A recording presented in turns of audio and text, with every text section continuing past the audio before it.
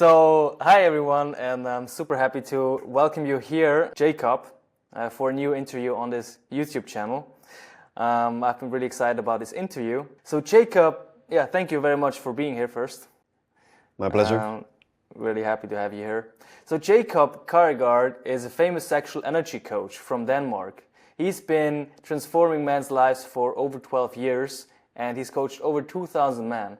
Jakob is a sexual energy coach who blends meditation, yoga and tantra to help men overcome performance anxiety and reignite passion in their relationships. His groundbreaking work has even landed him a spot on national television, and his book, Better Sex Month, which means Better Sex Man. You can also show it if you want. This one has been a national bestseller in Denmark. Plus, he's just certified his first group of instructors with more teacher training sessions on the horizon. So, super excited about this interview and very happy to have you here, Jakob. Thank you so much, Jonas. Thank you. So, I love to have you just speak a few words about yourself. Like, what is the work that you're doing? Just people get a little more of an understanding what you're all about, especially what you're doing. Sure. So the main method that I developed 12 years ago, I call it Vital Force Sexual Mastery, is a method to teach us men to master our sexual energy. And what do I mean with that exactly? I mean basically learning to ride that dragon that we have down there, and gain control of it enough that you can ride it right when you get to the point of the orgasm, instead of it just like exploding wildly out of you, which we know it has a tendency to do.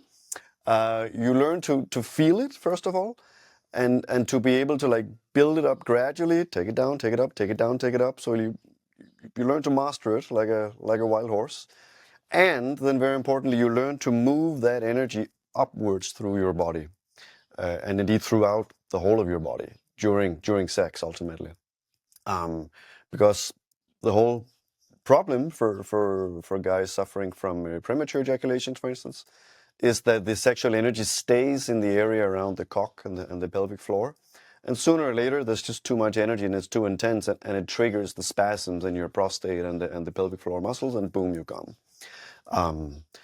So the long-term solution to premature ejaculation is to master that energy and learn to move it up and around in your body.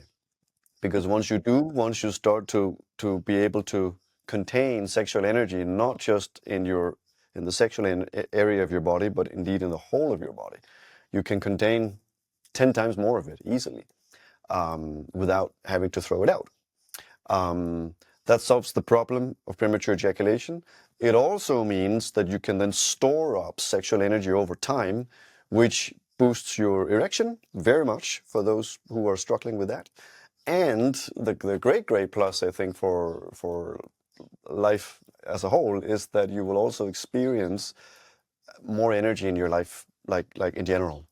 Like people experience sleeping less sometimes.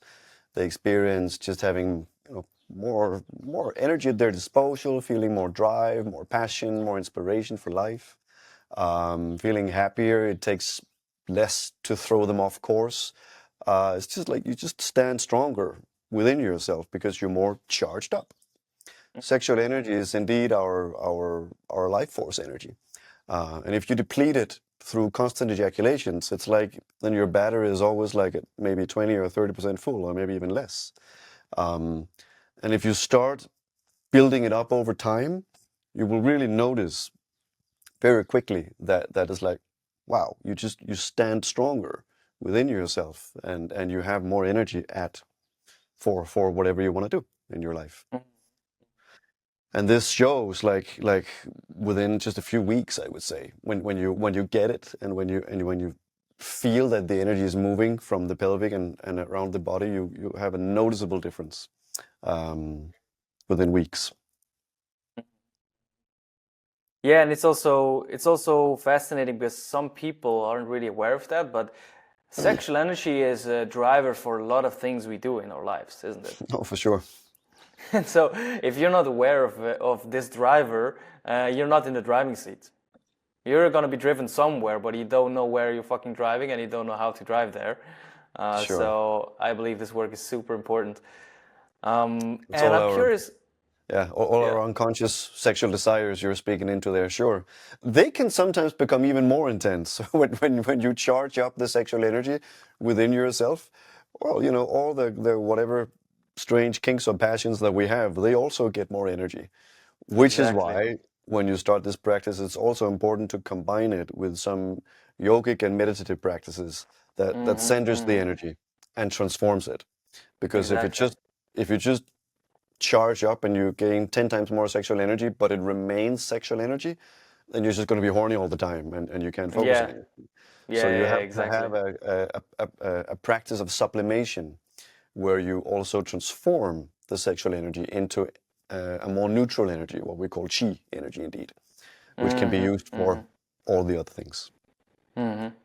Yeah, and even things like wanting to create this project or that business or whatever thing is often also motivated actually by this creative energy, the sexual energy, this like birthing energy, isn't it? Because like sexual energy actually gives birth, like literally, but also like, in figuratively, it births Absolutely. new things into life, right? So, Absolutely. I a little provocatively, I sometimes say to people like, sex is everywhere. Like yeah, look at even the flowers in spring, like that's the genital organs of the plants. exactly. And the pollen they spread around is the sperm of the flowers that you get in your nose and everywhere, right? It's everywhere. Exactly. Anything So you wouldn't eat has been created through the mating of plants or animals. It's everywhere, all the time. wouldn't that mean we're actually eating the sperm of nature then if we eat Yeah. honey? Yeah, Isn't the honey, I honey guess, is pollen? technically bee saliva or something, but it probably, let's just say there's some sperm there too. For sure, the sperm of the Awesome. flowers, yes. So I'm very curious to hear, like, why did you get into all this work? Like, what brought you on this path, and like, what inspired you to go deeper on that? Sure, it's a long story. I could there are many chapters in it. I've been on the journey for 25 years by now. But the very first one I can say is that when I was a kid and I started masturbating in my boy's room, I don't know why, but I somehow accidentally, I guess, stumbled on the fact that if I just clenched my pelvic floor muscles in a particular way and breathed in a particular way, I could kind of have a mini orgasm that spread from my cock a little bit up in my stomach without then ejaculating. And it felt super nice, and then I could continue and I could have another one and another one. So as a teenager in my room, I found the secret to being multi-orgasmic. I had no clue what it was, obviously, but it was just super nice. So I made a habit out of having 7 of these mini orgasms and then finishing with an ejaculation at the end. Um, and I've sometimes been wondering because I'd never struggled with premature ejaculation in my life. Also, not later on, and which is something that really many men do, like at different times in life, right? And I think it's probably because I trained myself back then as a teenager, like really riding the wave and mastering the energy. Indeed, like when it's at its most intense, right? Um, so it was etching in a sense, but also with the element of actually getting a bit of the orgasm. So that happened when I was super young, as a teenager, right? Then I think I maybe forgot a little bit about it in my late teenage years, and then when I was 23, I got a girlfriend who brought me into a tantric yoga school in Copenhagen, um, where where they were also working with this principle of sexual energy, but putting it into a whole spiritual context with energy practices and meditation and yoga and tantric rituals and whatnot. Um, and at the time, I was super skeptical towards this whole organized spirituality thing, but there was also a community of people that I could actually talk about some of these experiences that I've had and indeed spiritual experiences that I had also had at that time. So it was also very interesting to have a language and a group of people that you could actually exchange with. So that happened when I was 23. I was in that school and together with my girlfriend back then for 2 years. And then I had a little bit of I had a little bit of enough of the hierarchical structure of and guru orientation of that school. So I moved on, but I took the essence with me, which was the various practices to work with the sexual energy within my own body and mind, and indeed with my partner. And then, a few more things I can add. I also did quite a lot of martial arts, karate. I meditated a lot. I went to other tantric and spiritual schools and workshops and experimented with lovers and partners over the years. And I learned something new all the time along the way. And in the end, when I was 32 and I finished university, studied philosophy and history, then I was a little bit like, what the heck now, you know? And then I thought, maybe I make a men's course, and start teaching this method, because it had really given me such amazing experiences.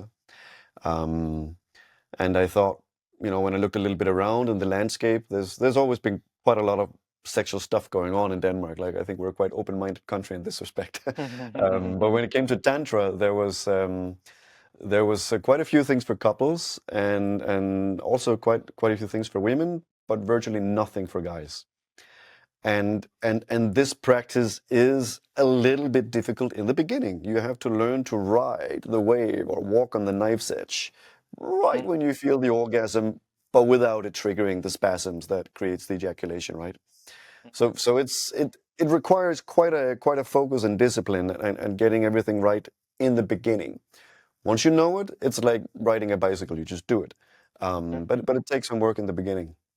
So that's why I thought someone has to create a course that's a little bit like clear from all the spiritual mumbo jumbo of some of the traditions where it comes from, and just like really cut it down to a clear, easy, simple practice that anyone can follow.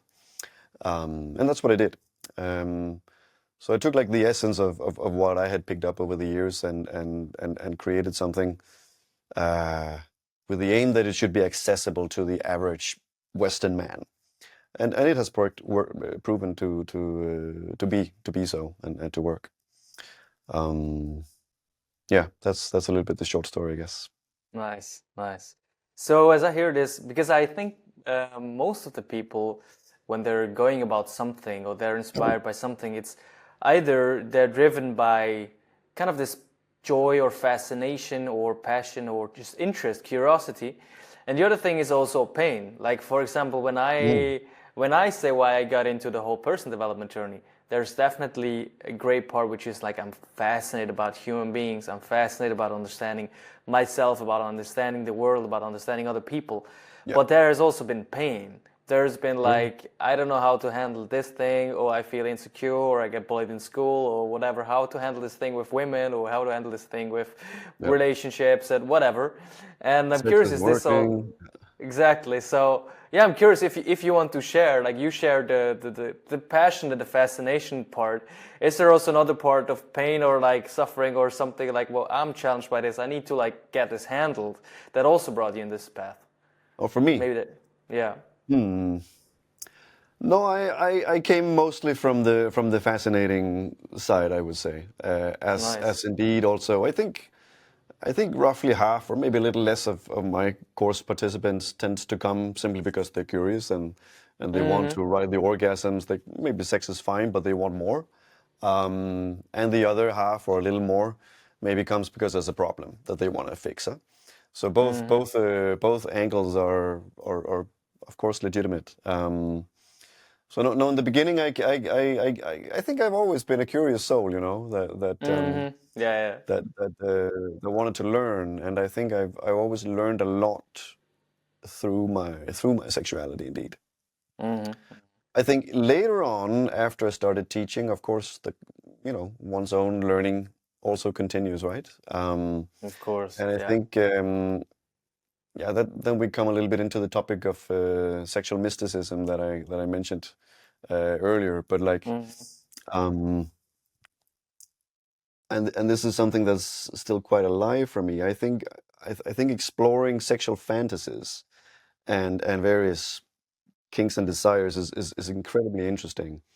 Um, and not just like, you can go to a club or any workshop or whatever and just blatantly live them out, but you can also explore a little more in depth, where do they actually come from?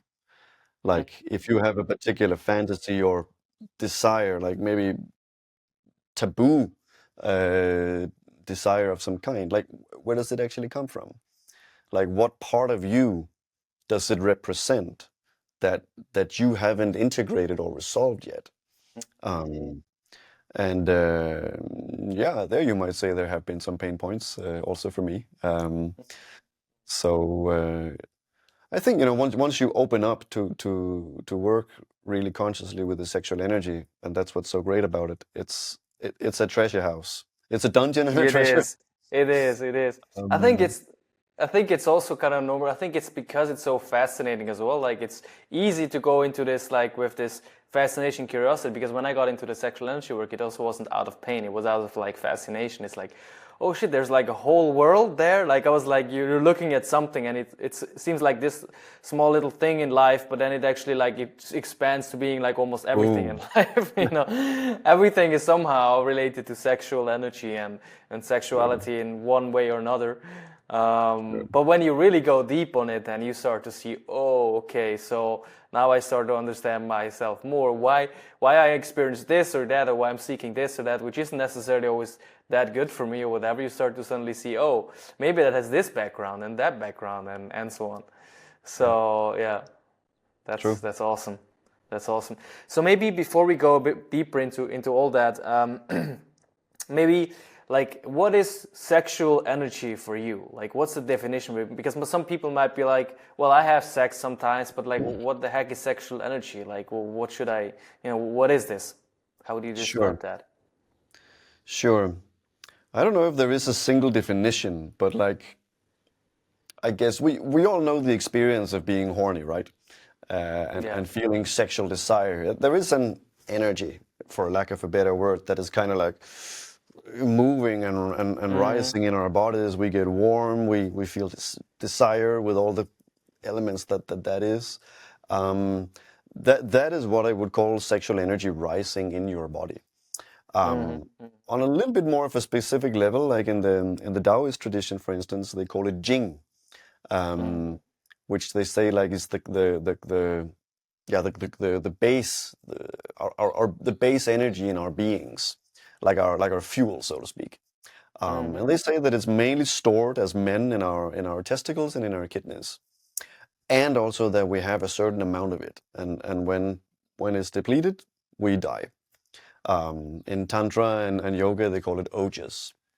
Um, and and then the whole point of it is that like in Taoism particularly, they're very focused that you should keep this energy most of the time, because it is indeed your life force. And if you just scatter it mindlessly around, yeah, well, it's your life force you're wasting. Um, so so they have practices whereby you can keep it, you can transform it to chi, which is also the practices that I have in my method. And this chi energy, they say you can move around your body. You can do it with your focus, with your breath, with certain bodily exercises. Um, and they describe the sexual energy ultimately turning into chi energy as an energy that can be moved around. Now this concept can make sense to some, but for some Western or rational minds, it can also be a little bit hard to comprehend. Like what kind of energy is that? And I think to a great extent, there is an overlap between the Eastern tradition's notion of energy and what, with a more scientific mindset, we would call nerve activity. Um, every cell in our body and our nerves indeed produces a little electrical output all Signals. the time. Yeah. Yeah, bioelectricity. And this bioelectrical energy we can actually also learn to manipulate to some extent. Mm. And it's this energy that, when it gets too intensified down here in the pelvic floor, it triggers the spasms in your muscles and your prostate, and you come.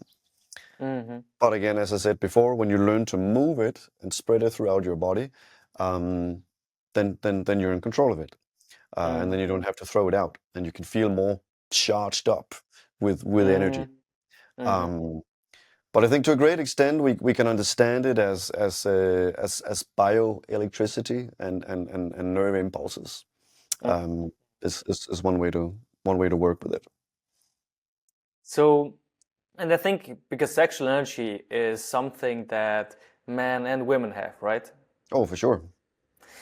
And actually, oftentimes when, also because maybe it's because I am a man, obviously, but I am much more exposed to people talking about sexual energy work for men, and also it's kind of like more easier is in like you can just like locate where is it actually stored, where is it like where is it coming from? It's coming from the testicles, right? It's kind of like it has a place, but how where is the sexual energy coming from with women? Yeah, well, according to the Taoists, it lives in the ovaries and in the womb, and maybe also a little bit in the kidneys, I think. So they say that it's stored in our genitals and sexual and reproductive organs, huh? Which I think makes a lot of sense. I certainly feel that to a great extent. Like you can massage and stimulate your balls, and then sometimes you can feel this like gently simmering sensation that is arising. That is not necessarily sexual in nature at first, but it becomes so fast.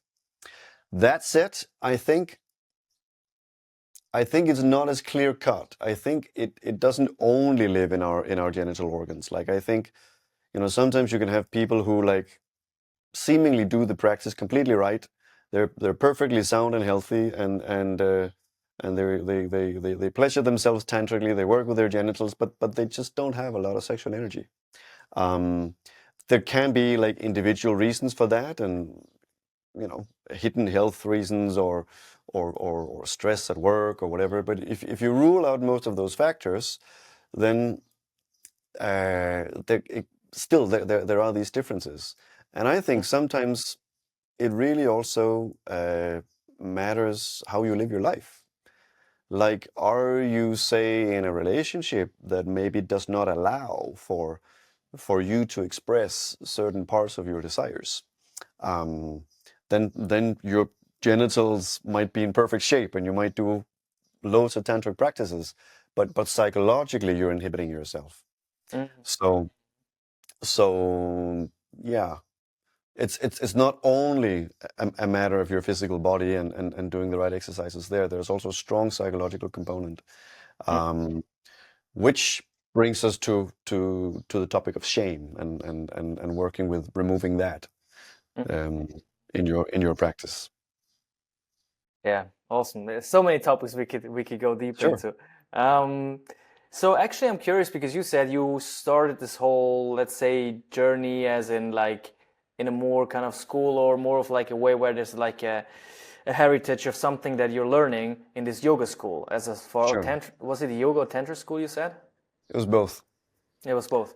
a tantric Was yoga there school. like Yeah. yeah, was there like equal focus on like men working with their sexual energy as it was with women, or is there a difference there? Like as in how important it seems to be. In this particular school. Yeah. Sure. In this particular school, there was, and there was a strong emphasis on like men doing men's work and working with their energy aside, and women doing it with women. This particular school is somewhat conservative, you might say. Like it has a somewhat conservative understanding of what masculinity means and how men should be, and vice versa for women. It comes from Eastern Europe, so in that sense, it's a little more traditional.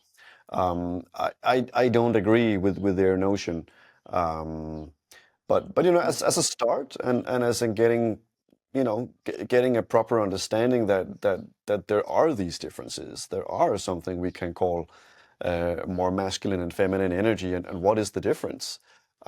Getting that straight first, especially in these times where I think in mainstream society, many of the differences between men and women are being eradicated or or Yeah, or yeah, yeah. or talked out of existence.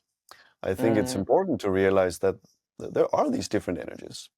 And indeed, if you're in a relationship and you try to make everything equal, so that everyone is, happy for the sake of political correctness, yeah, sure, you can probably reach that point where you level out everything and we're completely equal. And oops, where did the passion go? Like Mm, passion thrives between opposites. mm, So if you want passion in a relationship, you have to strengthen the opposites. You have to strengthen the differences. mm. And I that they mean, work out within that school, and I think that's a key element in most of tantra work for mhm, sure. mhm. I'm mainly saying this because I personally, like, I met a couple of men that are doing this sexual energy work or sexual energy cultivation and all that, but I've rarely met women, like maybe sometimes in some tantra seminars, but Mm. it's much less common, I believe, for women to even go into that.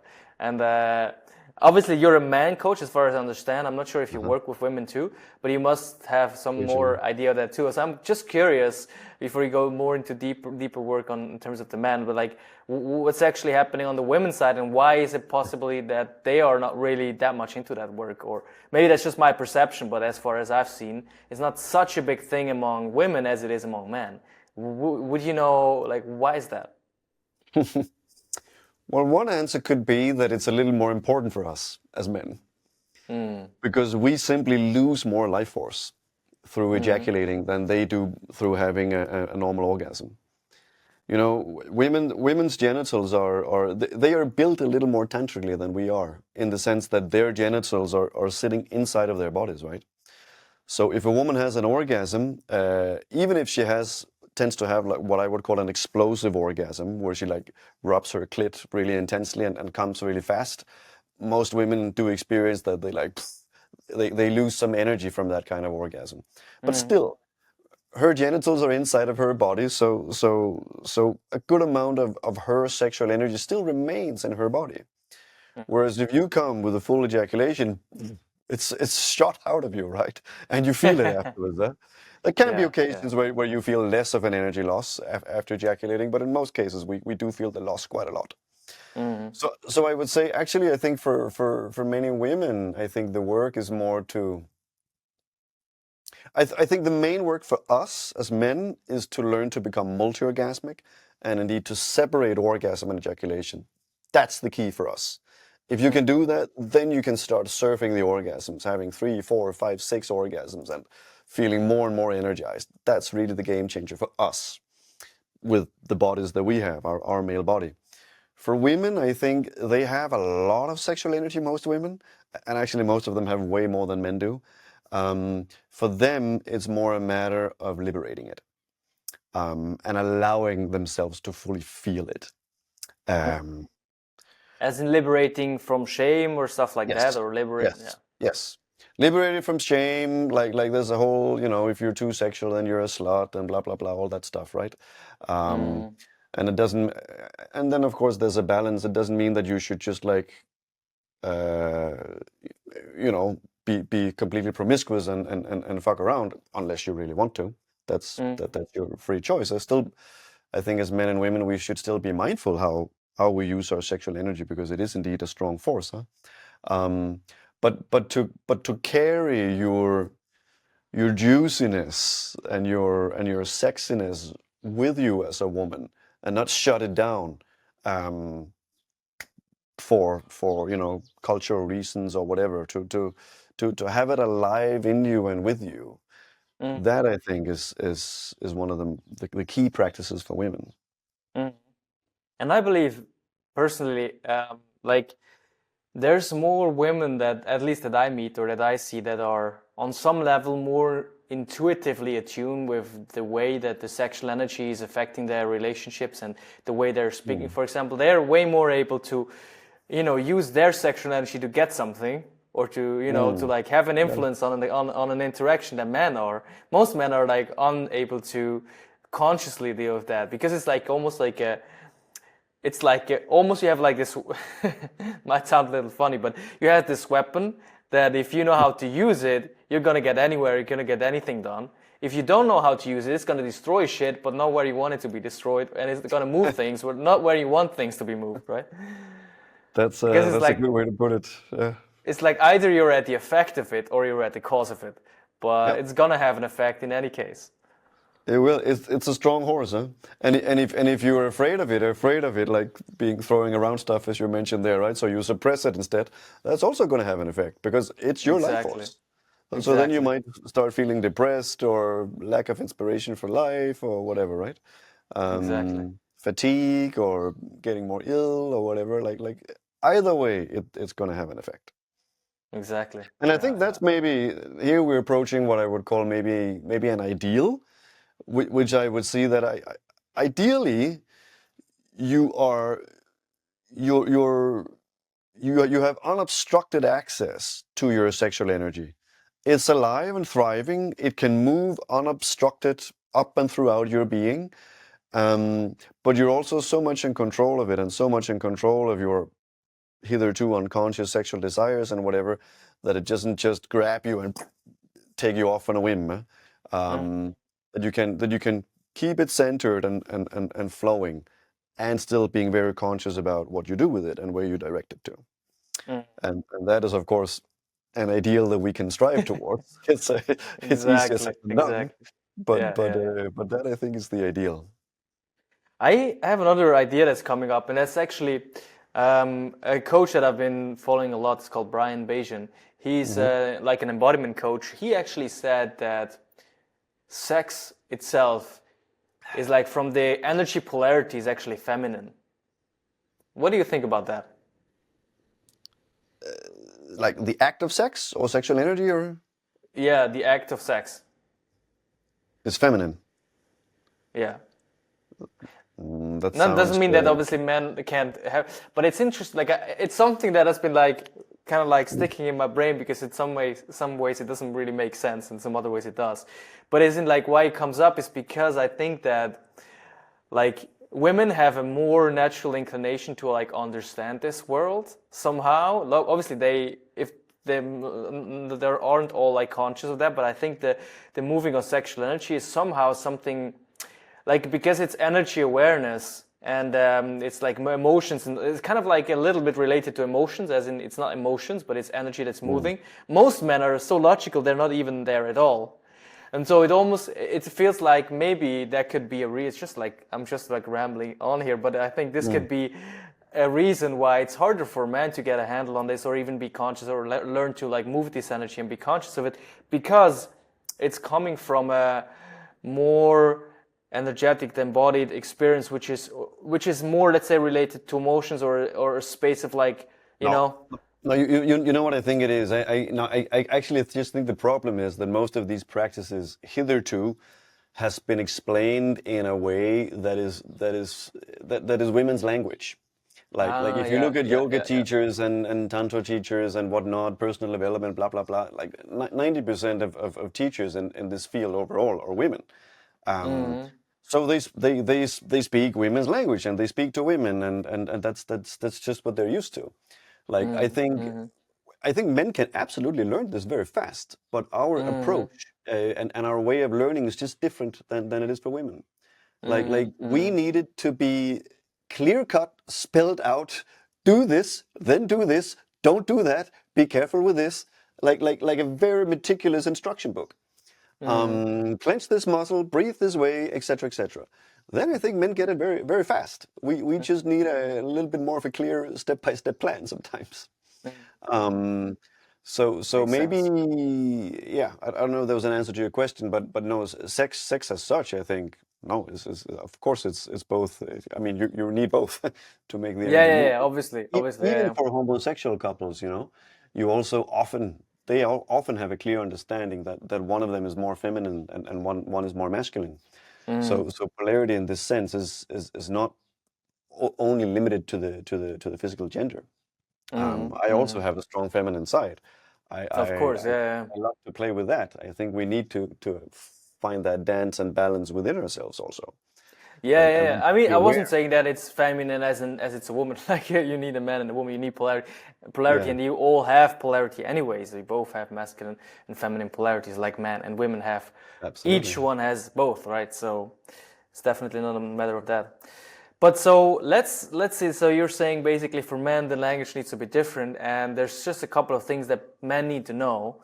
And let's go a bit into that. Like, what are, let's say, I know you can't give away everything of your method obviously, but like, what are some things that men need to, learn or do so they can get started on this journey? If they're like, I really don't know what you're talking about, or maybe I'm curious, but like, what are some things, pointers for them to like, okay, I want to get started.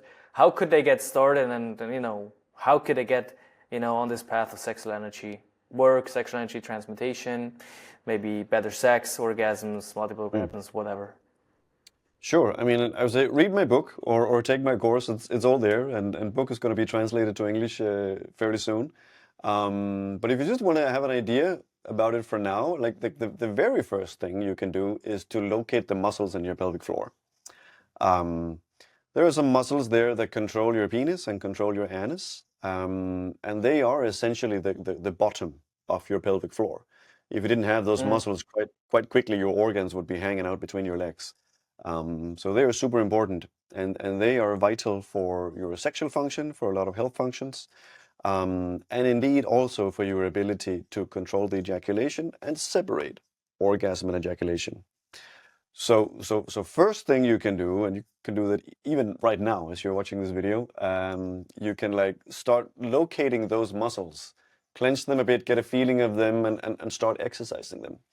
Um, because for as most in of us, contracting them and letting it go, right? yeah, yeah, for most of us who, I mean, if you don't use them consciously, then they are probably not as strong as they could and should be. And that's the case for most people. So getting a grip of them and exercising them, that's a very good start. Mm. And then there's a specific way to use them if you wanna surf on the orgasm. But first exercise them a bit and get them a little bit stronger and get a better grip of them. Yeah. What about the sexual energy itself? Because I think, like, once you start to get more aware of the muscle, you might also get a little more awareness of that there's something going on there energetically. But like, what would be some pointers for men to start to be more aware? Because I think the first step is really also to build the awareness of there is stuff moving down there or in Mm. my body. How can I, get the first, you know, how can I get more awareness of that and learn to deal with it better? What would be the first steps there? Hmm. There could be many ways to approach it, but one of the first ones I would say, you know, to not make it too advanced. And indeed, I think the simpler we make it, the better it normally works. Um, is to simply try to feel the area. So, like, Mm, if you work a bit with your pelvic floor, and then let's say you sit down and masturbate afterwards, which I call self-cultivation. Instead of just like putting on some pornography on your phone or computer and bring yourself quickly to a climax and ejaculate like you probably normally do, um, then let go of the movies and just try to really sense your body mm, and pleasure your cock also in new ways. Like, most of us end up with these like quick jerking off motions that brings us to a quick ejaculation, and we did that as teenagers, and it sticks with us for the rest of our lives. Um, and what you want to do here is something completely different. You wanna do it slow. You wanna enjoy the journey. You wanna mm, explore actually also your cock and your sexual energy and organ anew. Like what actually feels nice. If it's not mm, meant to bring you to a peak explosion as fast as possible, what then feels nice? Play with it. mm, Put your phone off. Make sure you have good time. Um, Play with yourself. Explore yourself anew. Stop sometimes and just sit and breathe deeply into your balls and just feel the area. Feel the little tiny little movements of energy, sensual impressions that are moving and dancing down there. That's energy moving. mm, Familiarize yourself with it. Familiarize yourself with the way that it feels. Um, and then you can from there you can also start playing a little bit with your pelvic floor and see if you use it in different ways, does that affect how the energy moves? mm. Um, and that's then Yeah. again what we fine tune in the course and the method. But start familiarizing yourself with how it actually feels. If Mm. it's not meant to bring you just to a fast ejaculation. Yeah, and it's also like breaking the pattern, right? Like once you start to break the Absolutely. pattern, you're not running on autopilot again. Now suddenly you're seeing the road again, you're seeing the car, you're feeling what's actually going on, because Yeah, before it's all on autopilot, and suddenly now it's not autopilot sure. anymore. Now you start to feel, right? And most of us run on autopilot so much with our sexual energy. It's so unaware for most people. Mm-hmm, And indeed, it's to a very great extent running our lives. mm-hmm. Our unconscious desires there and habits indeed. Yeah. There's And also let's the thing, you know, speak if I may just add this one, yeah, like, yeah, you know, sure. speaking of habits, you know, um, most of us are really dopamine addicts when it comes to our sexuality, right? And with many other Mm, things indeed, with like coffee and sugar and whatever. But like, you know, when you ejaculate, there's a lot of dopamine released in your brain. Ah, that's why it feels so good, huh? And mm-hmm. when you ejaculate inside a woman's pussy, 4 times the amount of dopamine is released, which is nature's way of spurring you on to actually shooting that juice out inside a woman's pussy, right? You feel so much better if you do that. It's your brain, Yeah, it's yeah, nature pushing you to procreate, quite literally, right? yeah, yeah, yeah, exactly. Um, but that also means that, you know, most of us, we have this like subconscious like longing, like we you know, we just want to get it in there. And let's say that you're in a relationship with a woman, and you know, this just happens to be like this over years, right? Over the time, you know, she will consciously or unconsciously, she will feel that she just becomes a tool for you to have that ejaculation and your dopamine fix. And for some reason, it doesn't excite her very much to just be a receptacle for your sperm, except if she wants to have a baby, right? Um, so this is also one of the places where if you can hack that habit, and if you can all of a sudden release yourself from being a dopamine addict, and using her for your fix, which literally you're probably doing, if you can cut that off, all of a sudden she will feel, oh, he's not hunting me. He's not craving that fix with me in the same way. That Mm, enables her to relax a lot more in your presence and open more and probably want to have a lot more sex with you. It's quite interesting. As a man, when you start having sex and you let go of ejaculation, and you learn to be more calm in the center of the storm, and be the eye of the hurricane in the midst of the sexual pleasure, you know, and your woman feels that you can hold yourself, you can be consciousness in the midst of the storm of energy. It opens her in a way that you cannot imagine, that you could never do in any other way. Um, and so it's, yeah, I can talk a lot about this. It's really one of my passions. I think it also reprograms the dynamics in sexual relationships completely. You know, I have guys sometimes coming on my courses. They've been with their wife for 30 years, and they still love each other somewhere, but the sex life is just dead, or became just mm, a big frustration, right? There are baby kids, and the kids are, flown off the nest, and they kind of want to make it work, but it's just so difficult, huh? mm, And I put the guys on this diet, so to speak. Huh? I say you can be as sexual as you want with yourself at first, but no ejaculation. And when you start with your woman again, you can have wonderful sex, but no ejaculation. I'm telling you, they do. If they do it for 3 weeks and they follow the prescriptions, like, it rewires the sexual dynamics of the relationship, like, in a matter of weeks, like mm, like like 1 or 2 weeks sometimes. Like, I've had couples come in the door, they haven't had sex for years, and the guy starts this practice, and after 2 weeks he comes and says, like, boom, like, I had the most mm, amazing sex in my life ever. mm, mm. Not kidding. It happens Yeah, every yeah, time I yeah. run a course. It's so key.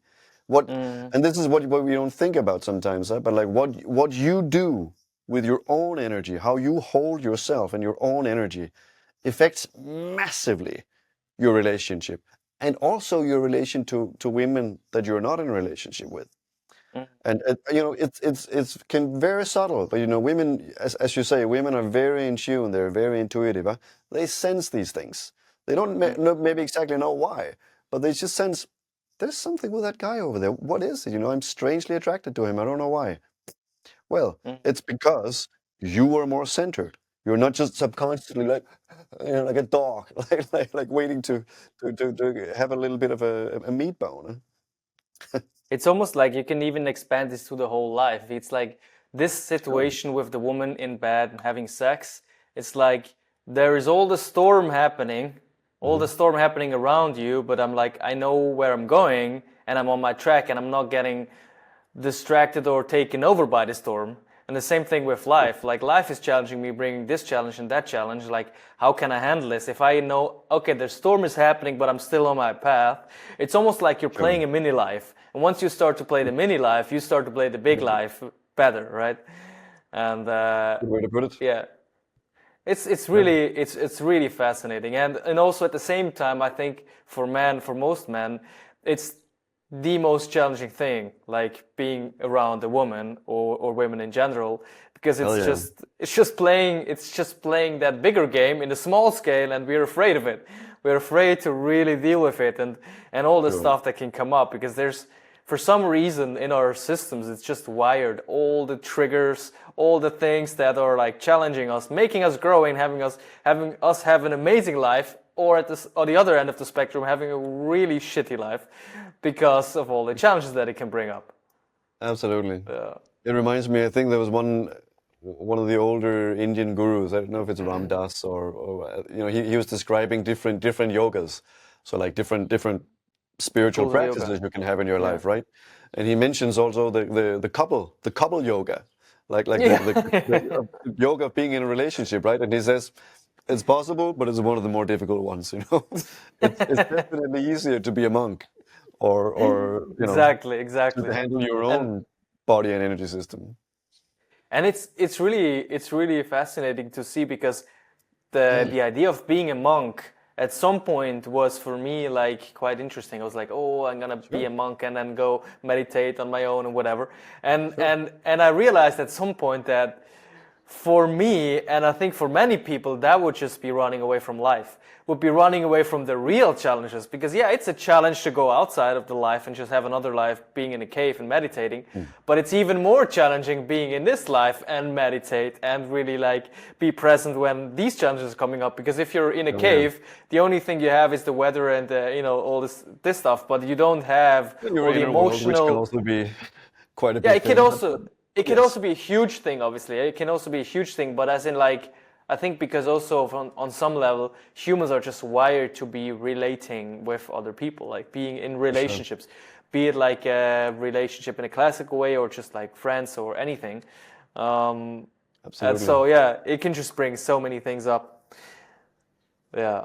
Absolutely. Yeah. I think the monk path is definitely alluring. It's not for me in this life, but I think I have done it in previous lifetimes. Yeah, I can imagine that, yeah. And it's a little sidetrack, but I think it's fascinating too. I think women, on some level, for men and probably men for women too, have just certain, just brings it out of the other person like nothing else. And a little funny example of this, and I'm curious what you think about this, is when I'm having sex and I'm feeling like she is starting to approach her orgasm. It Mm. almost feels like her vagina is trying to take out energetically, like Mm. suck out the semen out of my penis. Do you Right. do you do you know that, or have you I got do. what's your thoughts about that? I do. It's a thing for sure. Like It's a thing, isn't it? yeah. It's a thing.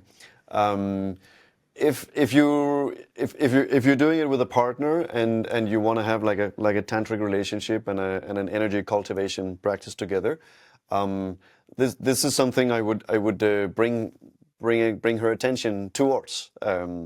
Because yes, it's a spontaneous thing that happens for her when she gets close to orgasm and you get close to the climax together. But she can also practice to like reverse that. Instead of like clenching up and sucking you, she can open instead. Um, and when she does, for most women, like if they open instead during sex, then actually automatically the energy starts flowing upwards in their bodies instead. Mm, You might notice, like often if a woman wants to have an orgasm during sex, she tends to like cleanse up a bit, like mm, press her thighs around you, Mm-hmm. and like Mm-hmm. maybe stop breathing a bit. She's like squeezing together to like push Mm-hmm. the energy together down there and get that climax, right? Mm-hmm. So you can guide her to like open up instead. And then very often she will feel a wave of energy just moving upwards instead, so it doesn't intensify down there. Kind of same principle as with us, but it happens a little more easy for them if they just become aware of it.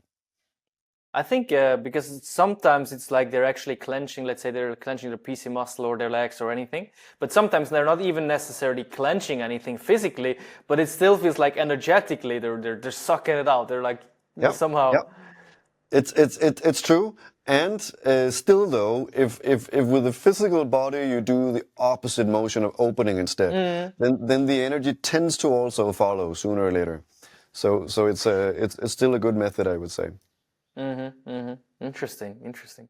So you think it's when that kind of thing happens, it's usually also a sign of like the woman doing what the men are usually doing is kind of like that kind of like wanting to get there soon or Uh-huh. something. Is it like a kind of like would you say it's like a similar, let's say, energetic motion as the men do when they want to get to the climax quickly, or they just kind of want to get it out? Or do you think it's different?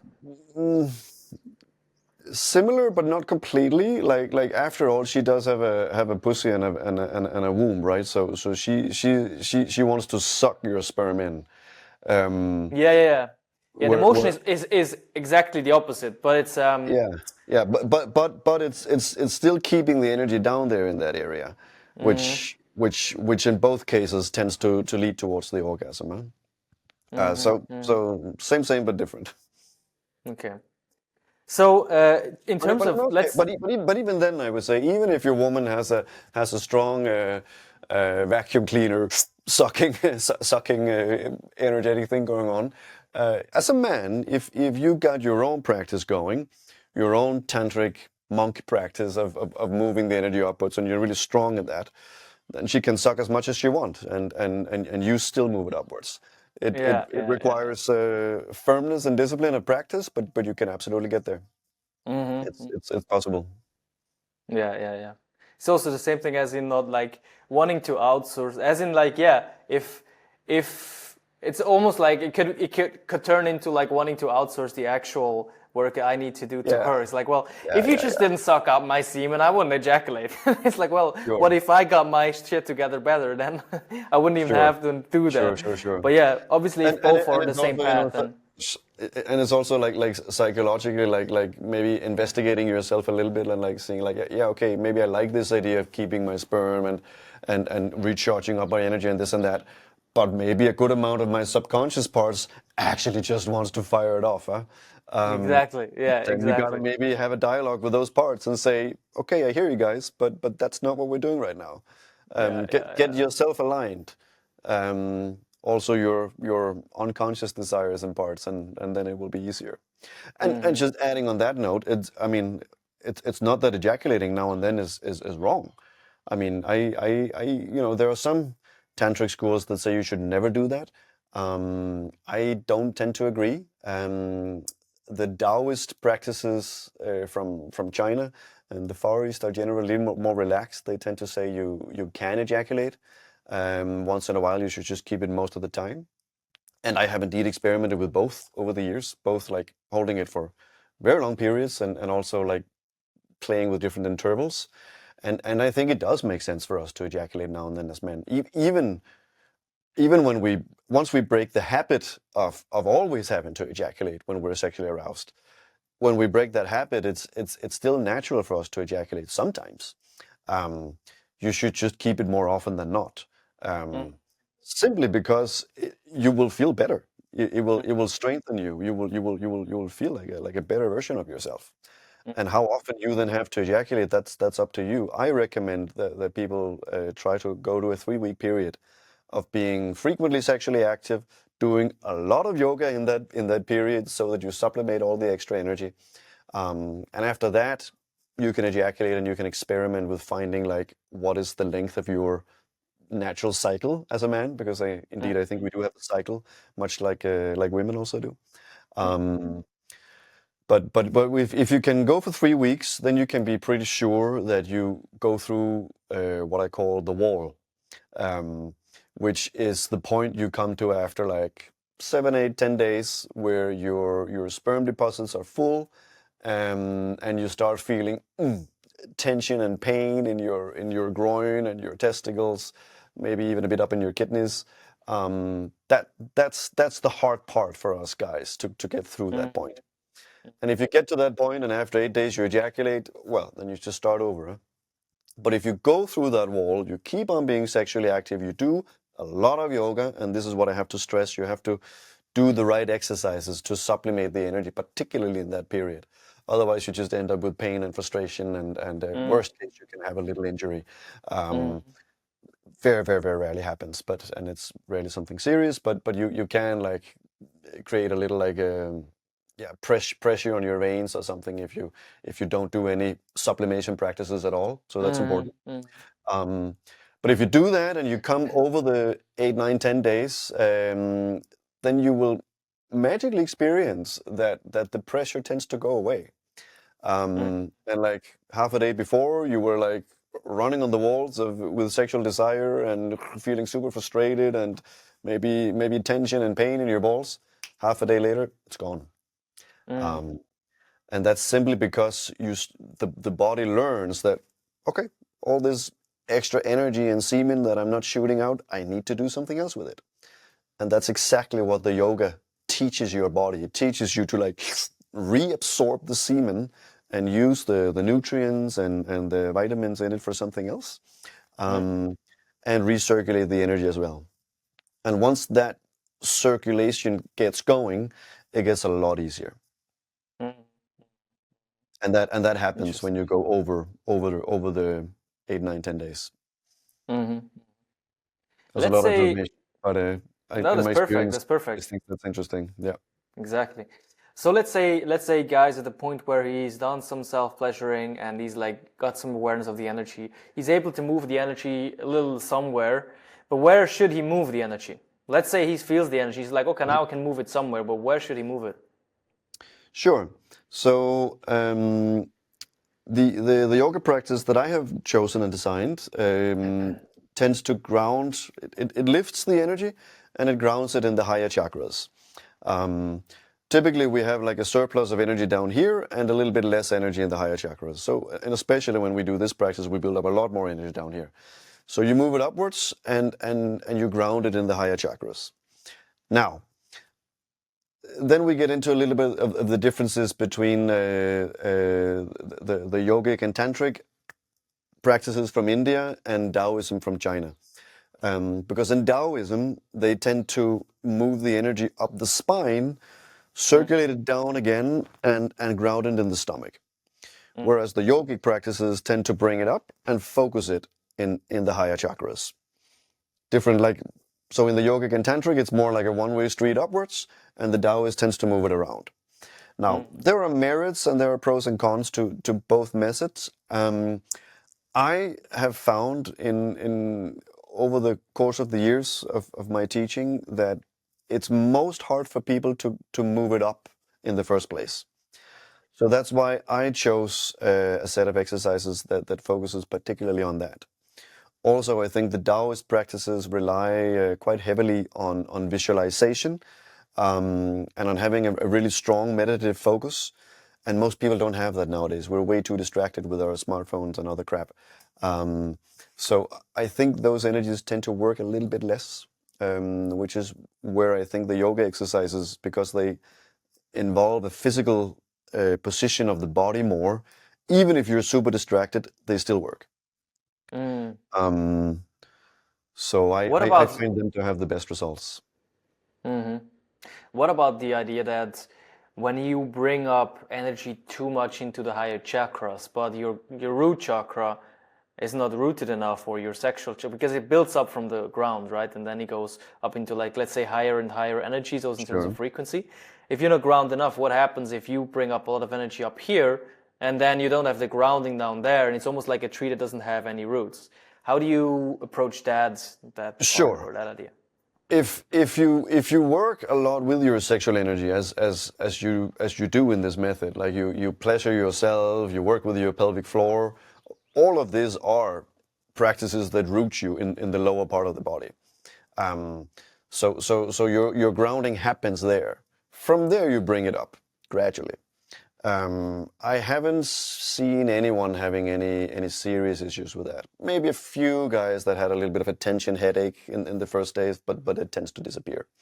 The issue of bringing too much energy to the head and being ungrounded happens more, I think, when people only focus on the higher chakras. Which can sometimes be this idea that I just want to go to the light. I just want Yeah. the spiritual or the bright and light side of enlightenment. I only want to go there. Mm, Then you forget the lower parts, and you forget to work with the body, with the emotions, with the life force, with the sexual energy, and with all the crap that you sometimes also need to deal with down there, right? That can be an issue. But that I don't see to be the case here. If you Do you start do with the sexual some? energy and you work with that and you build it up from there, then you have the balance. Do you also work with the root chakra specifically? Like in the yoga positions, or yes, there is a position for the root chakra. Yes.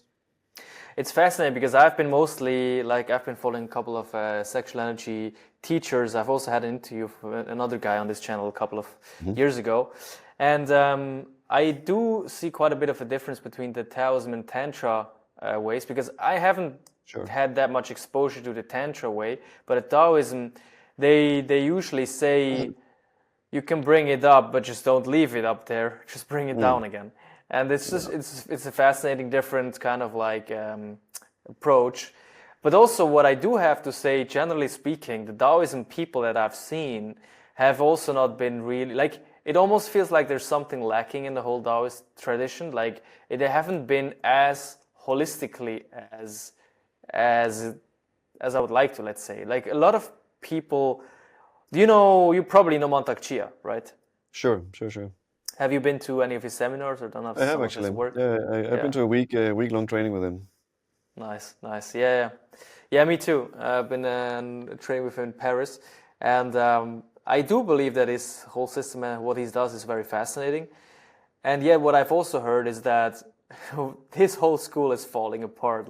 Also he's getting too Oh, yeah? old now, but his whole school is falling apart, and also because it feels like, maybe we're going even into the next kind of thing here too, is because I think in Taoism there is a certain lack of spiritual depth in the whole practice, as in what is the end goal? What is the end goal of why you're doing it? Well, this And is very interesting, and I think this is actually maybe the key difference in my understanding. I think these things are interesting. I studied philosophy also, right? So I think it's always interesting to see what is at the core of the culture that birthed these practices, because that says a lot, and it also shapes the practices. And this is actually, I haven't seen anyone else noticing this, but I think if you look at Taoism, as you say, it's actually right. What is the end goal? There is no end goal. That's the whole thing. You lean into the Tao, and if you align yourself with the Tao, then things will flow. But it is the path without a goal, accepting and flowing with life as smooth as you can. There isn't like an end spiritual goal as such, which there is very strongly in the Indian tradition, which birthed yoga and tantra. The goal is enlightenment. And the goal is, and what is enlightenment in the Indian tradition? Ultimately, it is to get out of existence, to get out of the cycle of rebirth and reincarnation. That's what they want. And this is actually important to keep in mind, even if sometimes they will tell you otherwise, but deeply ingrained in that's the in the Indian tradition is the understanding that life is a prison, and we got to get out of here. And tantra and yoga and mantras and this and that, purification rituals, blah blah blah, is a way to the same goal. It's a way to get out of here. So ultimately, I would say in the Indian tradition, the true tantrics and the true yogis and all of that, they're escapists. They want to escape. They want to escape existence. Interesting, yeah. Um, and I'm not saying that one is better But do than the you, other. It's but do there's a you, difference. But let me just maybe add this one yeah, thing. yeah, yeah. And I think actually this fundamental difference is also reflected in what they in the differences in what they do with the sexual energy in these two traditions. Because as I said, like for the tantrics, they ultimately want to get out, right? What do they do with the sexual energy? They move it up and ultimately out of the head. And indeed, if you do that very strongly, you can have like out of body orgasms that catapult you out of the top of your head. I've experienced that. It's quite Mm, extraordinary. Um, um, Whereas in Taoism, what do? They move it around and they take it back down again. mm, Which means there's not an end goal as such. The end goal is to live a good and well life. mm, Meaning you also have to energize the lower chakras again, which are more mm, related to like everyday existence. mm, And indeed, also in the Taoist tradition, the tantric and yogic traditions coming out of India, indeed, are strongly religious practices in their mm. essence, at least. They're meant to take you there. That's the goal. Yeah. Whereas in Taoism, traditionally also, you cultivate your sexual energy not just for spiritual purposes, but also to be a better lover, or be better at your job, or have a better health, Mm, or be a better martial artist or something, right? mm, mm, It's more practical in its nature. mm, mm. And one is not better than the other. They're just different. And I think Which, I like to draw on elements from both of them in my work because I think they have beautiful things to add, both of them. yeah, yeah, definitely. And I also believe that's a very interesting point. I never looked at it this way. Definitely looked at it this way as in with Taoism, but no, not with Tantra. I mean, but it makes total sense that that's basically the ultimate goal. It definitely is the ultimate goal. But I think it's like it also can be have like different colors to it, let's say. Because for example, and I think this is also maybe one of the reasons why Taoism people sometimes are that's what I mean, like aren't they can be also very, let's say, ego driven, or they can be very like I want to be better than you kind of thing. So like they're pride based. Some of I them think that I've met. as long as they're humans, there will be that element present. Exactly, exactly. But But what I mean is like, I think what, for example, the other sexual energy coach that I had an interview with on here, one thing he said is sexual energy is basically a multiplier. It just yeah, multiplies everything that's within you. It sure, multiplies the good and the bad, whatever sure. good and bad means. And so that means if you are, let's say, if you are very much wanting to prove to anyone that you're better than everyone else, that's going to be multiplied. Yeah, The more yeah, yeah, energy you have, the more you want to do that, and the more you're doing that. And sure. I believe personally, it's very important with the sexual energy work that you're also doing the personal development and the healing work and the clearing work, because if you Absolutely. don't, you're gonna fall into your own traps more and more because you just have more shit going on. Like you just have more Absolutely. energy that's driving it, right?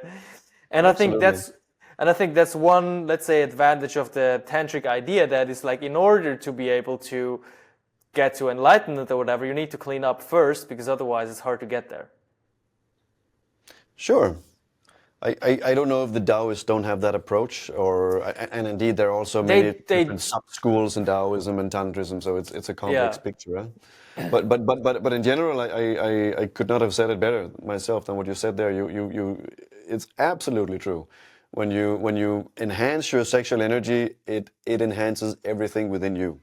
Mm. Um, which is, I think, in my old tantra school, they said maybe a little bit to like make you feel cool or whatever, but they said it's a path for heroes, because yes, it nourishes your beautiful sides and also your demons, Exactly. um, and that can be a challenge, but it also means that then you can see them, Mm, um, mm, and then you can work with them. So I fully agree. If you continue with the practice long term, then it's not just a practice to get a harder cock or last longer in bed. Then it's mm. absolutely also an inner journey. And it can even I would even say it can even backfire if you're doing the practice for too long, but you're not actually looking at the demons inside. You can get like a worse person at some level, because now you're just like, before you were a little smart, and now you're like a truck that's driving on the road. And if you have like some how do you say that in English? If you have some things that sting people, and then suddenly you have a truck and you're stinging more people, you're stinging more stuff around you, and it's gonna have more impact. So I would like to, yeah. It's true.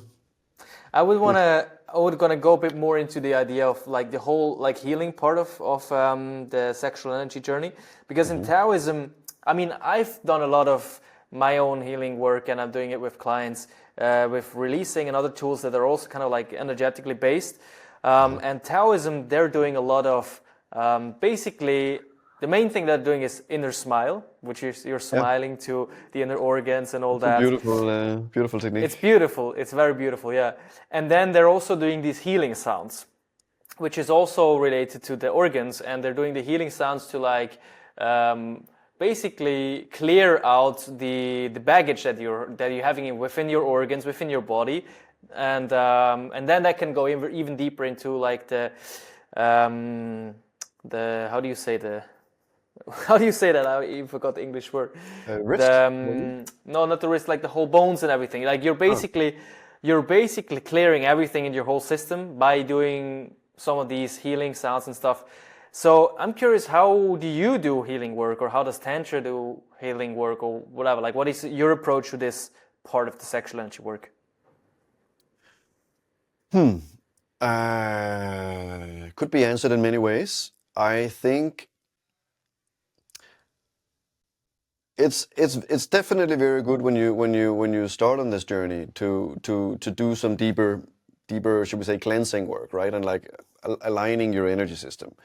Like the yoga series that I have in my course does some of that. But if you want to go really deeper, like in the yogic tradition, for instance, there are cleansing techniques to cleanse your organs and your intestines, and mantras and visualizations and blah blah blah, this and that, right? And I think any tradition worth its salt has a complete system that can, like, cleanse your body and energy system and align you and yeah, get your energies aligned and ready to then work with the sexual energy. So whether you choose to work with cleansing or healing techniques from Taoism or yoga or Buddhist prayers or whatever, like I think that's they all work. It's a little bit a matter of your liking.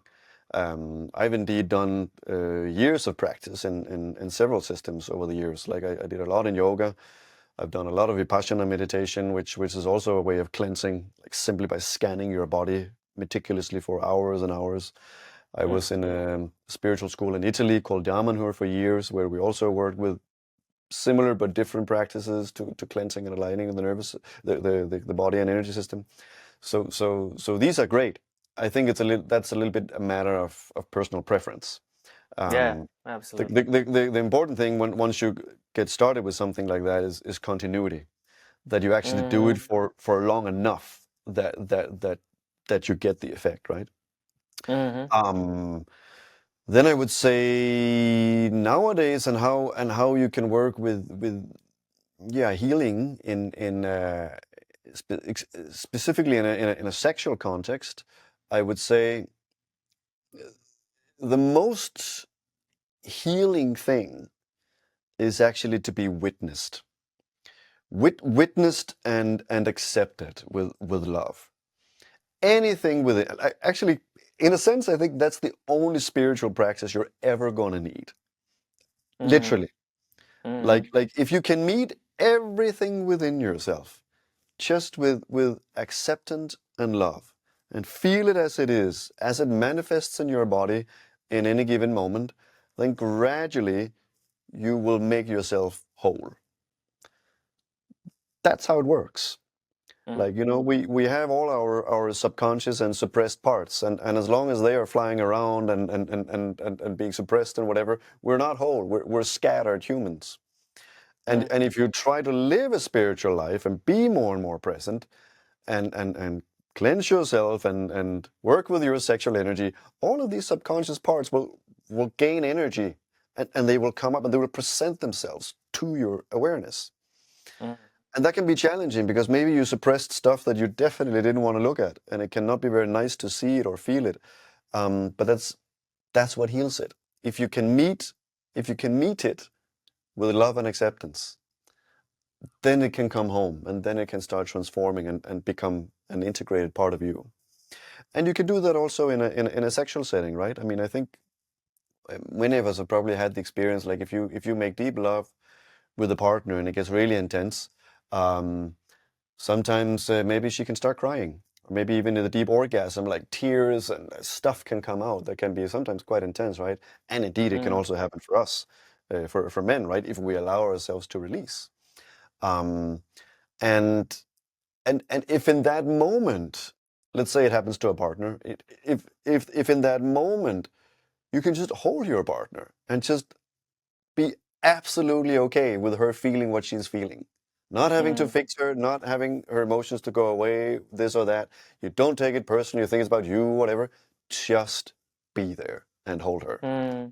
If she can really feel that you are doing that and you can hold her, and you don't think she's a crazy bitch or whatever because all of her emotions are all over the place or whatever, then she feels received and seen.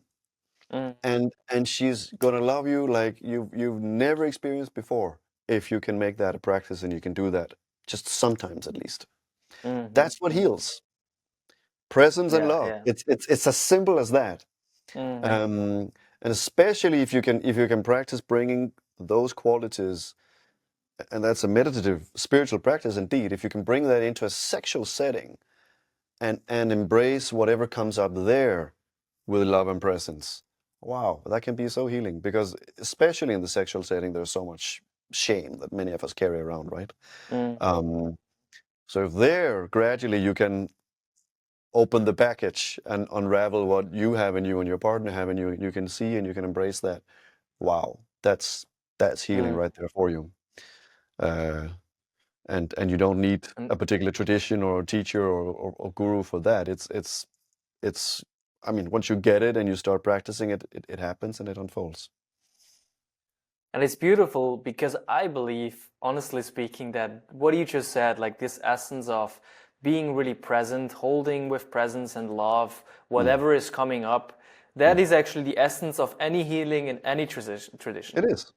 I think Like it this is. is actually, they just put all different kinds of names and different kind of practices and different kinds of Sure. stuff on top of it. But this is actually the essence, because the essence of what the main technique, let's say, that I'm using in my own personal life and with coaching clients and stuff, is called releasing. And basically the whole essence of it is just you're allowing what needs to be looked at and felt and experienced and needs to be, what needs to be expressed in some way, you just allow that to be expressed in a loving, you're just being lovingly present while that is expressed in itself. Sure. And that could be me with myself, or that could be me doing that for the other person, holding the other person in whatever's happening with them in this loving presence. And that's how it comes up, that's how it heals. Yep. And I believe that's... I absolutely agree. It is. I think it was Osho who said the presence. Like, there can be a ton of different techniques, meditation techniques, and this and that. Like, there are minor keys that can open minor doors, and they're good and useful. And you need sometimes specific keys for specific doors. But presence is a master key, he says. It opens all the doors. Yeah, exactly. It feels almost Presence with like... love. Exactly, present with love. Like it feels almost like any of these meditations or practices or whatever. They are just like ways to get to different things that wants to be healed, but the actual healing is always the same. It's just being present with love. Sure. Basically. I think it's as simple as that. And then of course an important thing to add there is, like sometimes you might have let's just take a bit of a brutal example. Let's say you come in, you come in touch with a part that is like hitherto subconscious within you, and that part we could call your inner killer. Mm. Like you have an inner killer, like I think we all do, and that Mm-hmm. impulse comes up, and you're like, oh, I could murder someone, you know, like meet it with love, yes, meet it with presence, but Mm-hmm. but don't act upon it. Obviously, you don't go out and kill anyone, Yeah, right? yeah, yeah, yeah, yeah. So just because you embrace a part and you meet it with love, it doesn't mean that that part is then going to rule your life, Mm. or you have to like follow whatever it wants. You meet it with love. You sit here, you meet it with love, and it might be a part of you that wants to do its thing or whatever. But if you just keep on meeting it with love, sooner or later, it will come, and it will be at your disposal. And its energy or talents or whatever it has will be at your disposal. Mm-hmm. And that's the work, I think. We all have these different parts that are flying around in different directions, and indeed, I think that that is the spiritual work of a life, to gradually make them conscious, bring them together, and create a symphony out of them, instead of just a Mm-hmm. chaos of cacophony of sounds and noise. Huh? Mm-hmm. Mm-hmm. Nice, nice.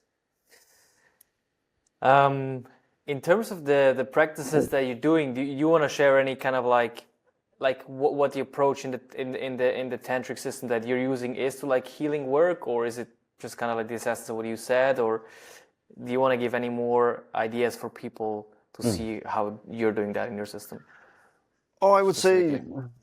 I mean, I could say it's maybe a combination, huh? But I think I don't talk so much about healing in terms of my method, because I think it's not a work that speaks so much to most guys.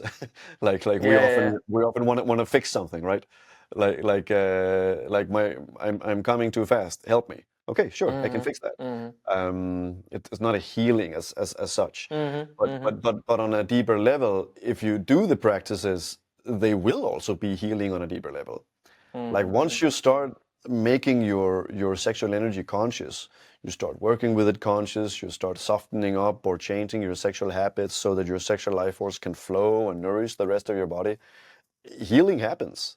Like Mm-hmm. without you even knowing it, healing will happen. You will start being less ill, you will start having more energy, you will start feeling happier. It Mm-hmm. simply comes from Mm-hmm. from from watering the flowers, you know. Mm-hmm. Um, Mm-hmm. so, but again, as I said, you know, I try to keep it in very clear-cut terms, very down to earth, and this is indeed what I always hear from guys, that they find it very uh, easy to approach, um, yeah, Nice. and practical. I would like to go into the last kind of topic, which is basically, let's say, okay, a man has started this whole sexual energy journey. He's starting to like cultivate more sexual energy. He's also like, maybe getting in touch with some parts that are, maybe his shadows, and he's starting to like, cleanse them or heal or Mm. whatever. And now he has all this energy. How can he then use this energy in his life constructively outside of sex?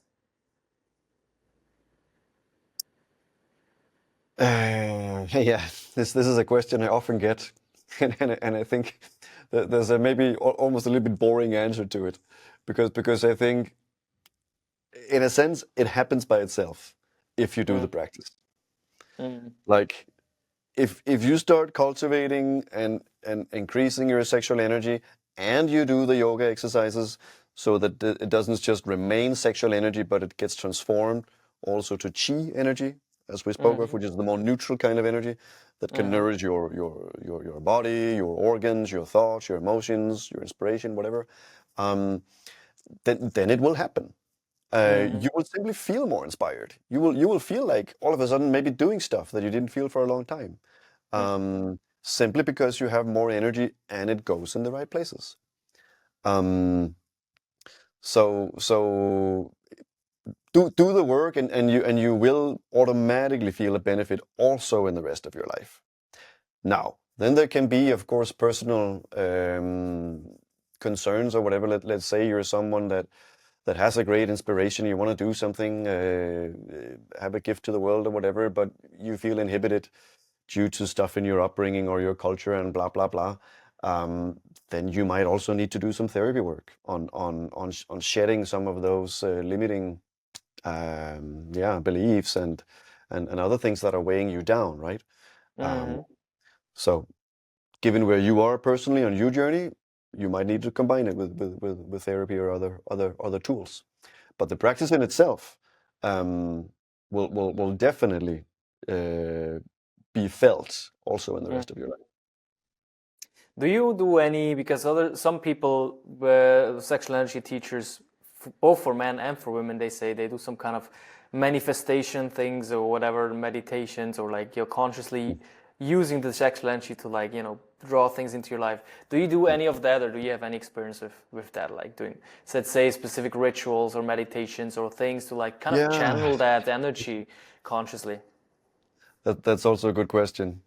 Um, I'm maybe a little bit opposite, I think, than what many people are there. I don't do so much like conscious manifestation practices, I think often, when people want to manifest stuff, like more money or a bigger house or better girlfriend or whatever, it's coming a little bit from their head. And what your head wants is often not what your soul wants. Mm. Um, and I think I've been humbled by life enough by now that I know that my head rarely knows what's the best for me. So I think I'm practicing, which I think actually is also very much a tantric practice in its essence. I'm practicing more and more to live in surrender. Surrender uh, to the greater will. Like, what does the universe, what does spirit, what does God want with me? Mm. I've had some longer periods in my life where I just really did not know, where I felt like total lack of direction, Mm. and where part of me sure wanted to run and quickly grab a purpose and a direction so I could feel masculine and whatever. But where there was a deeper knowing in me that just said, "Hey, dude, no, wait, let go." And so a couple of times in my life, I have really practiced deep surrender to um, purposelessness and absolutely no direction. Mm. And the reason why I mention that here is that I think the best manifestation comes out of that place. Mm. If you can surrender deeply enough to the total yin space, which is like absolute deep rest, no going anywhere, no needing to go anywhere, completely surrendering to feeling like nobody, really. And Mm. essentially, we are nobody. So, like, if you can lean into that for long enough and become completely still inside, all of a sudden, some new impulse will arise in you to do something. And in my experience, the best impulses with the most energy behind them and that is most supported by the rest of the universe and your surroundings, they come from that place. It's not something you can figure out with your mind. They're given to you. And I can tell you actually, now that we're talking about this, the idea to this course and this method came from such a place. Right after I finished my thesis 12 years ago, I had absolutely no clue what I wanted to do. I was like, what the heck am I doing now? I always just followed my passion, and now I feel zero passion. And I surrendered. And I think I was pretty much lying on a small bed in my room at a friend's place for a couple of months in winter, and just like waiting. I didn't feel an impulse to do anything, so I didn't do anything. I went for some long walks. I rested. I waited, and out of that came that bubble of inspiration, very subtly at first. I was saying, "Huh, maybe I create a men's course," Mm. and here we are, 12 years later with books and courses and instructors ready to teach the method. Huh? Um, so I think the best manifestation, or at least the best, the best inspiration comes out of really letting go. Then once you get the inspiration, boom, then you have to go for it. And if you have then done your energy work, your sexual cultivation, all of that, then you also have energy to actually do it. Mm. But we can manifest tons of things in different directions, and often it just gets a little bit confused if we don't Mm. really know what we're doing, right? Mm. So I trust in and I believe in leaning in and waiting for a purpose that comes from your soul and not just from your often quite confused mind. Mm. Mm. Does that make sense? Totally, totally. Yeah. Yeah, it's a very interesting, it's a whole interesting journey that we went on the whole interview until now, because it kind of like it all comes down in some level. It comes down to then like trusting. You're trusting that the right Yes. thing is going to come, and you're just Yes. creating these circumstances energetically and physically that need to Yes. be there in order for what wants to be created to be best and easily created.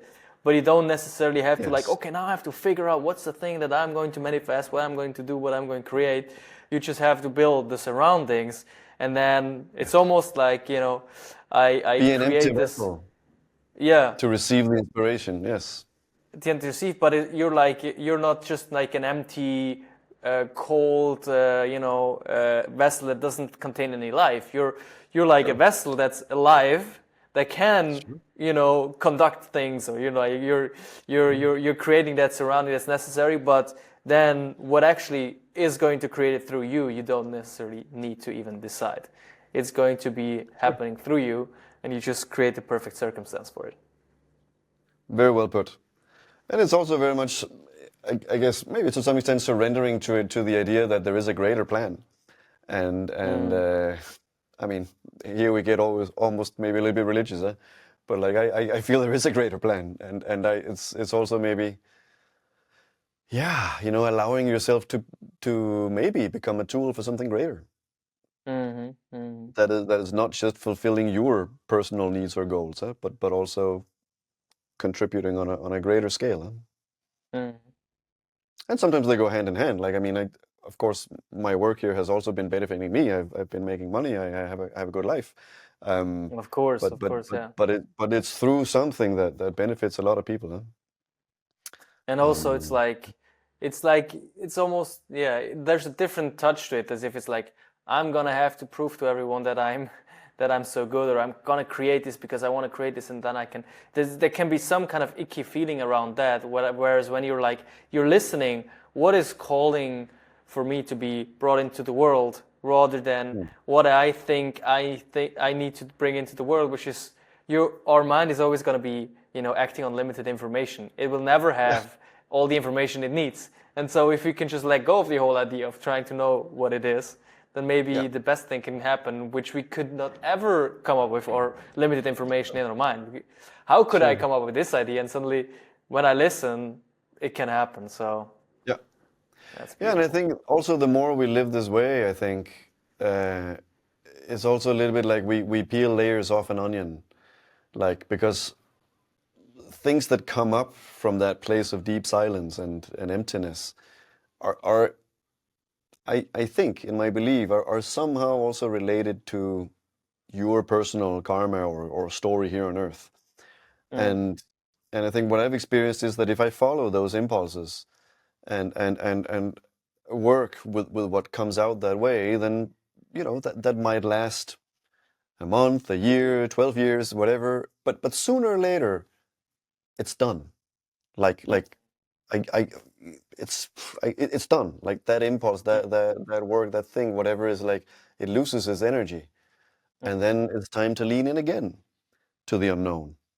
And actually, I can share with you, I'm to some extent also a little bit in such a state now. Actually, like 12 years after having created the course, I certified my first 5 instructors, also with the aim of liberating myself, because I feel I feel it's time to make myself available for something new. Mm. Um, So I'm trying again in this period to lean into that space and see what's in there. So yeah, you peel layers off an onion and you, yeah, I don't know, come closer and closer to maybe that which cannot be spoken about. Beautiful. Beautiful words.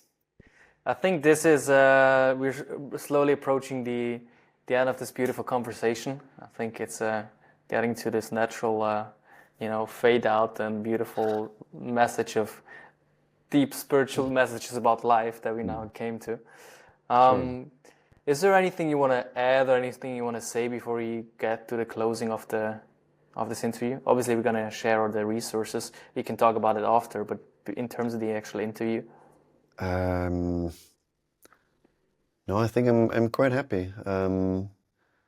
If you're sitting out there and watching this interview and you want my book translated to your language, feel free to reach out if you know a publisher that might be interested.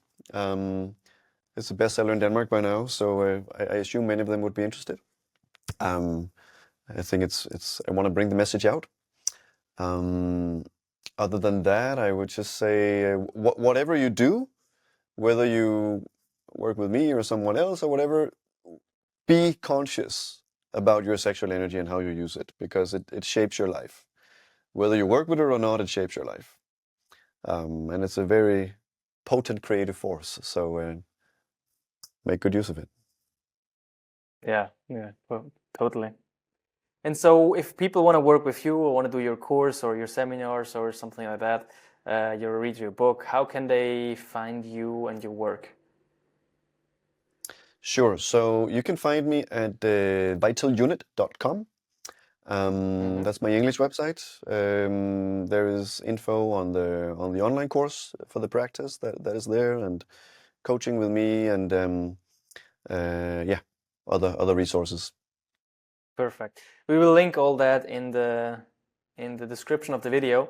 Also, the book is not by now in English, right? So people who only speak English, they would have to need to learn what is it, Danish? Danish to be able Sure. Danish to be able to read it. But let's hope at some point But you're gonna find it. the method is available in the online course. They like on Perfect, and that's the in web English, page. right? That's in English. Videos, audio files, text material, everything is in English there. Yeah. Perfect. Awesome. Cool. Great. So it was awesome to have you on the channel. And, Pleasure, Jonas. thank you so Thanks much for the invitation. for all the beautiful conversations here and the information you shared. And My pleasure. hope to see you again some other time. Absolutely. Thanks. Thank you. Thank you. And for everyone who listened to this interview, if you like this interview, I would appreciate you hitting the like button so we know that you liked it. And also, if you like this kind of content, make sure you subscribe, and so you can see other videos like that. I also have a lot of other videos, like with interviews with other people or my own videos. Just make sure you stick around if that was interesting, and also make sure to put on notifications by pressing on the notifications bell if you want to be notified when new videos are going to come out. So thank you so much for watching, and bye everyone.